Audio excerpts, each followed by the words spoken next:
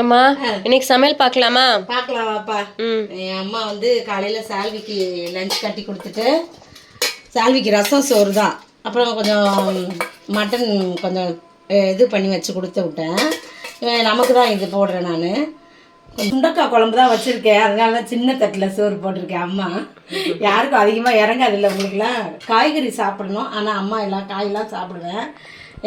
நல்லா பூண்டு பெரிய பெரிய பூண்டாக இருந்துச்சு, அதெல்லாம் உரித்து போட்டு சுண்டக்காய், கத்திரிக்காய், முருங்கைக்காய், அப்புறம் என்ன வச்சேன், முள்ளங்கி எல்லாமே போட்டு ஒரு குழம்பு வச்சுட்டேன். கொஞ்சமாக எல்லாருக்கும் சாப்பிட்ற மாதிரி இது வச்சு சாப்பிட்றது. காய் சோறு கொஞ்சமாக வச்சுட்டு காய் நிறையா சாப்பிட்றது ரொம்ப ரொம்ப நல்லது.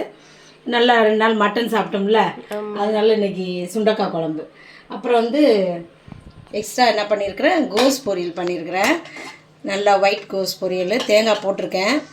இன்றைக்கி அம்மாவுக்கு வலிச்ச உடனே தான் அதெல்லாம் செய்கிறேன் நான்.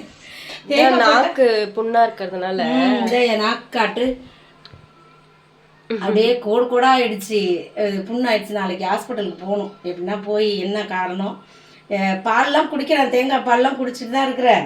ஆனாலும் அது காரெல்லாம் வந்து கூட நான் இன்னும் நிறையெல்லாம் பரட்டி பரட்டி தான் நான் சாப்பிடுவேன். அதே இதில் குழம்பு ஊற்றுறேன்னா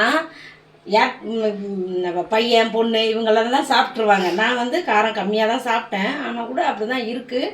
போகணும் ஹாஸ்பிட்டலுக்கு. அப்புறம் எக்ஸ்ட்ரா என்ன செஞ்சுருக்கிறேன்னா அப்பளமும் வறுத்து வச்சாச்சு. அப்பளமும் அதை அப்படியே எடுத்து வச்சுக்கலாம். தயிர் எனக்காக நான் தயிர் ரெடி பண்ணியாச்சு. நேற்றுலேருந்து தயிர் சாப்பிட்றேன் வெயிலுக்கு. அதுக்கும் இது வந்து சால்விக்கு வந்து ஸ்நாக்ஸுக்கு வந்து வேர்க்கடலை அவிச்சு வச்சுருக்கிறேன்.